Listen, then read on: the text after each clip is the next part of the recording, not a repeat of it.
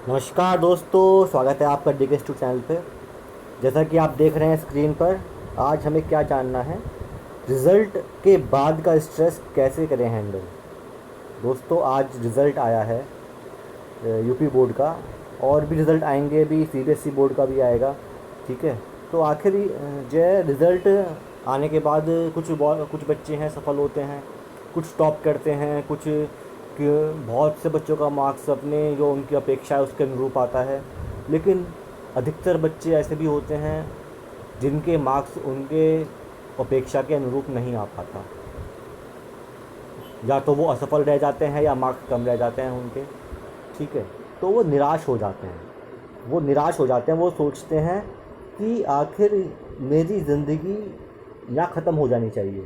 इतने निराश हो जाते हैं, डिप्रेशन में हो चले जाते हैं, या सोचते रहते हैं अपना जो ज़िंदगी का अगला पड़ाव है, अगला पहलू है, अगला कदम है, उसको डिसाइड नहीं कर पाते हमें क्या रखना है।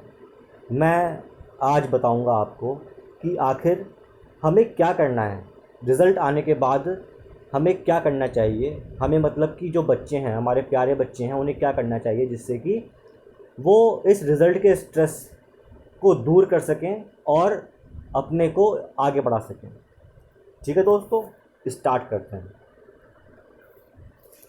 बताने से पहले मैं आपको कुछ अपने ज़िंदगी से जुड़ी बातें और कुछ अपने द्वारा एक्सपीरियंस की गई बातें शेयर करना चाहूँगा, और मैं समझता हूँ इन बातों से ही आप अंदाज़ा लगा देंगे कि किस तरीके से स्ट्रेस को हमें करना है हैंडल। दोस्तों, जब मैं पढ़ाई करता था, आज से 12 साल पहले भी मेरा रिज़ल्ट आया बोर्ड का, यूपी बोर्ड का, तो भाई उस टाइम पर मेरे बहुत अच्छे मार्क्स थे। मतलब जो उम्मीद नहीं थी मुझे, उतने अच्छे मेरे मार्क्स आए थे। और मेरे साथ में जो पढ़ने वाले लोग थे उनके मार्क्स इतने अच्छे नहीं आए थे। ठीक है, तो जैसे ये मैं हूँ भाई, ये मेरा नाम अमर। एक मेरा दोस्त, ठीक है, उसका नाम मान लिया कि जय अभिषेक मान के चलो। मेरे मार्क्स अच्छे थे, मैं सेटिस्फाई था अपने मार्क्स से। तो लेकिन इसके मार्क्स ज़्यादा अच्छे नहीं थे। ठीक है, तो भाई अमर जो लड़का था वो तो भाई सातवें आसमान पर, साथ में जो उसके रिलेटिव थे सभी लोग जो हैं, उसके फ्रेंड्स, मोहल्ले वाले सब लोग बड़े उसको प्रोत्साहन दे रहे थे, तारीफ़ों के पुल बांध रहे थे कि भाई ये तो लाइफ में बहुत अच्छा करेगा, बहुत बढ़िया करेगा, ये ऐसा और वैसा। अभिषेक के साथ उल्टा था इससे। ठीक है, लेकिन दोस्तों आज 12 साल बाद, आफ्टर 12 ईयर्स, अगर मैं देखता हूँ आज 12 साल बाद अमर का जो सक्सेस का ग्राफ है वो एक स्टडी ग्राफ है। मतलब कि सपोज़ ये आपका ग्राफ है, ये 12th का ग्राफ था, तो 12th के बाद भी जो है आज वो एक जॉब कर रहा है, तो जो उसका ग्राफ यही है, वो ग्रोथ नहीं हुई उसकी। लेकिन अगर हम देखें अभिषेक के ग्रोथ का ग्राफ, तो जब उसका 12th था, अगर वो यहाँ था, ठीक है ना, ये 12th का ग्राफ है, तो अब उसका ग्राफ बहुत ऊंचा है, मतलब वो मुझसे बहुत आगे निकल चुका। तो आखिर इन 12 साल में उसने क्या किया होगा, उसने क्या स्टेप लिए होंगे, आप समझ सकते हैं। अगर वो अपने मार्क्स को देखकर निराश होता, तो क्या 12 साल बाद उसका ग्रोथ अच्छा होता? नहीं होता। एक एग्ज़ाम्पल और देता हूँ मैं आपको। मेरे एक रिलेटिव हैं भाई, मैंने तो जो है 12th भी कर रखा है, मैंने तो जो है ग्रेजुएशन भी कर रखा है। ठीक है, और मैंने एग्ज़ाम्स भी बहुत निकाले हुए हैं, गवर्नमेंट एग्ज़ाम्स, और जो भी ये एग्ज़ाम्स होते हैं रेलवे वगैरह के, SSC, UPSC, यूपीएससी तो छोड़ दो, सॉरी, SSC, और जो है आपका बैंक, ये एग्ज़ाम्स निकाले हुए हैं। बट मैं जिनकी बात कर रहा हूँ वो 10th भी पास नहीं है, 10th क्लास भी पास नहीं है। लेकिन आज वो मुझसे बहुत आगे हैं, नॉलेज वाइज भी, सैलरी वाइज भी, और स्टेटस वाइज भी। ठीक है, तो आखिर ऐसा क्यों हुआ? आखिर ऐसा क्यों हुआ? तो दोस्तों, सारा खेल किस चीज़ का है कि हमें ये जानना ज़रूरी है हमारी लाइफ में प्रायोरिटीज़ क्या हैं, हमारी प्रायोरिटीज़ क्या हैं, ठीक है ना। उसके बाद हमें ये जानना ज़रूरी है कि सक्सेस का मतलब क्या होता है, what is the meaning of success. और हमें ये जानना ज़रूरी है कि क्या हमारे अंदर वो क्षमता है कि हम जो हमने टारगेट सेट किया है हम उसको अचीव कर सकते हैं। क्षमता अगर है तो क्या हम उसके अनुरूप काम कर रहे हैं, ये चीज़ जानना। तो दोस्तों, एक जिसने 12th पास किया है, आप सोचो जिसने 12th पास किया है उसके लिए क्या प्रायोरिटीज़ होंगी, आप बताओ। 12th पास किया, दो चीज़ें हैं। एक तो भाई बहुत अच्छे मार्क्स आए, वेरी गुड मार्क्स आए, ठीक है। एक जो केवल पास हुए, एक जो फेल हो गए। तीन टाइप के बंदे लेके चल रहा हूँ मैं। इनके लिए क्या क्या प्रायोरिटीज़ होंगी आप मुझे बताइए। भाई जिसके बहुत अच्छे मार्क्स आए होंगे, ऑब्वियस सी बात है उसके पास केवल दो ही चारे होंगे। या तो वो बेचारा जाएगा इंजीनियरिंग करने के लिए, या वो जाएगा मेडिकल करने के लिए। ये ढर्रा जो है पिछले पिछले मैं समझता हूँ कि जो है 20-25 साल से चल रहा है कि जो है जो भी अच्छे मार्क्स जिसके आएंगे उससे पूछो आपकी आपका एम क्या है। I want to become a engineer, I want to become a doctor. बहुत ही कम लॉयर, बहुत ही कम टीचर, ठीक है। लेकिन अधिकतर बच्चे इंजीनियरिंग में जाएंगे या मेडिकल में जाएंगे। मुझे बताइए आज कितने इंजीनियर फेमस हैं। बच्चे इंजीनियरिंग भी आज केवल एक क्या है, डिग्री मात्र रह गया है। मैं इन बच्चों को निराश नहीं कर रहा, मैं इन बच्चों को मोटिवेट करना चाह रहा हूँ। ये वाले बच्चे बहुत कम हैं, इनको मोटिवेट करने के लिए इनके मार्क्स ही काफ़ी हैं। इनके मार्क्स इतने अच्छे आए होंगे कि इनको मोटिवेशन अगले 2-3 साल के लिए रहेगा, ठीक है। लेकिन इन बच्चों का ध्यान रखना है मुझे, जो फेल हुए हैं, जिनके मार्क्स कम आए हैं, इनको मोटिवेट करने के लिए अभी कोई नहीं है इनके पास। इनके फैमिली वाले भी इनको ताने दे रहे होंगे, इनके फ्रेंड्स भी इनसे बात नहीं कर रहे होंगे। तो इनसे मैं चाह रहा हूँ बात करना, इनको मैं बताऊँगा, ठीक है, कि आपको निराश नहीं होना। दोस्तों, अपना रास्ता पहचानना है, निराश नहीं होना, मन में उमंग रहनी चाहिए हमेशा, ठीक है। भाई जो पास हो गए हैं, पहले इनकी बात करते हैं जो पास हो गए हैं। जो बच्चे पास हो गए हैं तो खुश, कम से कम 12th तो पास किया। आप पूरे इंडिया में जितने बच्चे हैं जो 12 मतलब जो 17 से 18 साल की उम्र के बीच बीच के हैं, इंडिया में कितने बच्चे पढ़ ही नहीं रहे हैं, कितने बच्चे इलिटरेट हैं। 12th तो दूर की बात है, उनको लिखना भी नहीं आता, ठीक है, पढ़ना नहीं आता, लिखना नहीं आता। कम से कम आप जो हैं 12th पास तो हैं, ठीक है। अब आपको ये सोचना है मुझे आगे, भाई जो आप अगर आपने सोचा होगा मुझे अच्छे मार्क्स लाने थे, मेरा ड्रीम भी इंजीनियरिंग था या मेरा ड्रीम भी मेडिकल था, तो ये जो इल्यूजन है इसमें मत रहिए। ज़रूरी नहीं कि आप इंजीनियर बन के अच्छा पैसा कमाएंगे, या आप अल्टीमेट एम जो है हर बंदे का क्या होता है कि जो है मुझे कुछ करना है जिससे कि मेरी इनकम अच्छी हो, सैलरी अच्छी हो, ये एम होता है। अगर आपका ये एम नहीं है तो मतलब कि आप बहुत मैच्योर हैं।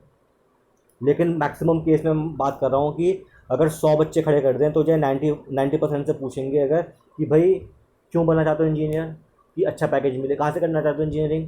आईआईटी से। क्यों करना चाहते हो जी? अच्छा पैकेज मिलेगा। पैकेज क्या है? What is package?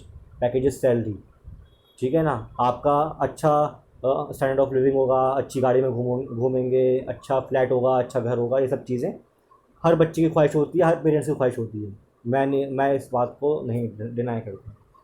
लेकिन दोस्तों, अभी आपने 12th पास की है, 12th पास करने के बाद अभी आपके पास बहुत लंबा टाइम है, ठीक है। अभी आपकी एज 17 से 18 के बीच में होगी, मैं समझता हूँ। तो अभी आप ये आपका जो पड़ाव है ना, जो आप अब चलना शुरू हुए हो, अभी आपने केवल बुकिश एग्ज़ाम दिया है, किताब पढ़ के एग्ज़ाम दिया है। अब शुरू होगा आपका असली इम्तहान, ज़िंदगी के पन्नों पर इम्तहान शुरू होगा आपका, जिसे आप खुद लिखेंगे, खुद ही टेस्ट करेंगे, खुद ही मार्क्स देने वाले हैं आप। तो दोस्तों, आपको अपनी किताब में क्या लिखना है, जिसे केवल आप ही पढ़ें या दूसरे पढ़कर इंस्पायर हों, वो आपको डिसाइड करना है। बच्चे, आपको अपनी किताब खुद लिखनी है, आपको अपनी किस्मत खुद लिखनी है, ठीक है। बहुत से ऐसे एग्जाम्पल हैं जिससे आप मोटिवेट हो सकते हो, जिससे आप मोटिवेशन ले सकते हो। हमारे प्रधानमंत्री नरेंद्र मोदी ही बहुत बड़े एग्जाम्पल हैं। चाय बेचकर, चाय बेचने वाले थे, एक मामूली कार्यकर्ता बीजेपी गवर्नमेंट के अंदर, आज वो प्रधानमंत्री हैं, पीएम हैं। बहुत बड़े एग्जाम्पल हैं। उसके बाद अगर हम एग्जाम्पल देखें तो धीरूभाई अंबानी, 12th पास लड़का जिसने बाहर जाके नौकरी कर रहा था, वापस लौट के आया, अपना बिजनेस स्टार्ट किया और आज दुनिया की सबसे बड़ी कंपनियों में एक कंपनी रिलायंस इंडस्ट्रीज़ है। बात समझ में आ रही है? तो दोस्तों केवल भाई आप मत बनो इंजीनियर, आप मत बनो डॉक्टर, आप बनो वो इंसान जो इंजीनियर्स को हायर करे, जो डॉक्टर्स को हायर करे। आप बनो एंटरप्रेन्योर, आप बनो एंटरप्रेन्योर। अपना काम करना है, वैसे ही पढ़ाई करो, वैसे ही माइंडसेट रखो, ठीक है। अगर ये किताबों ने आपको पीछे कर दिया है तो आप अपनी किताबें खुद बनाओ, ज़िंदगी की किताब, जो ज़िंदगी का एक्सपीरियंस है उनको सीखो और उसके अकॉर्डिंग काम करो। देखना आपके साथी जो अच्छे मार्क्स लेके आए थे, आप उनसे कई आगे निकल जाओगे, आप उनसे बहुत आगे निकल जाओगे। लेकिन जज्बा, मन में जज्बा, जुनून ज़रूरी है। अगर ये नहीं है आपके पास तो आप पीछे रह जाओ, ठीक है। आपको पीछे नहीं रहना, आपके पास असीम क्षमता है आगे बढ़ने की। You are the future of this country. आप ही इस देश को बदल सकते हो। इंजीनियर्स, डॉक्टर मिलके इस देश को नहीं बदल सकते। एक बिजनेसमैन, एक अच्छा इंसान, एक सामाजिक कार्यकर्ता, एक अच्छा नेता ही इस देश को बदल सकता है। बात समझ में आ रही है? तो आपके पास बहुत सारे ऑप्शंस हैं, आपको कौन सा चूज़ करना है वो आपके हाथ में है। और अगर पढ़ाई भी करनी है तो दोस्तों बहुत सारे एग्ज़ाम ऐसे भी होते हैं जिसमें परसेंटेज मायने नहीं रखते, अगर आप चाहते हैं कि आपको ये जानना है ऐसे कौन से एग्ज़ाम्स हैं जिसमें परसेंटेज नहीं मायने रखते और उसमें आगे अच्छी ग्रोथ है, तो मुझे प्लीज़ कमेंट करिए, मैं आपको बताऊंगा ऑप्शंस कि आप क्या कर सकते हो। अगर आपको कोई भी दिक्कत है रिलेटेड टू करियर कि अब मुझे क्या करें, आप डिप्रेशन में हैं, ठीक है, आप नहीं समझ पा रहे कि मुझे आगे क्या करना चाहिए, ठीक है ना, आप कंफ्यूज हैं, तो दोस्तों आप लोगों के लिए मैं अपना नंबर शेयर करता हूँ। आप इस पर कॉल करिए और मुझसे अपनी बात शेयर करिए। मैं 100% आपको उस प्रॉब्लम का हल दूंगा। जो आपके मन में डाउट है उसे सॉल्व करूंगा और आपको क्या करना है आगे उसके बारे में भी मैं बताऊंगा। आप कैसे सक्सेस प्राप्त कर सकते हैं उसके बारे में मैं बताऊंगा आपको, ठीक है। तो ये वीडियो समाप्त करते हैं यहीं पर ही, और मैं उम्मीद करता हूँ कि मेरी बातों को सुनकर आपके अंदर कुछ जोश आया होगा और आपके मन में ये उमंग आई होगी कि हाँ चलो कोई बात नहीं, ये तो ज़िंदगी, ये तो एक पड़ाव था, ख़त्म, निकल गया, ज़िंदगी तो अब शुरू हुई है, पिक्चर तो अभी बाकी है मेरे दोस्त, पिक्चर तो अभी बाकी है और मेन पिक्चर तो अब शुरू हुई है। आपको अब अपना खेल दिखाना है, जो आपके अंदर टैलेंट है वो अब निकल के आएगा। अपने टैलेंट से दुनिया को दिखाइए कि मेरे अंदर मैं क्या हूँ, who I am and what can I do, वो आपको अब दिखाना है, ठीक है दोस्तों। तो उम्मीद करता हूँ कि आप सब बच्चे खुश रहेंगे, अच्छे से रहेंगे, स्वस्थ रहेंगे और मेहनत करते रहेंगे। धन्यवाद। आपका दिन शुभ हो।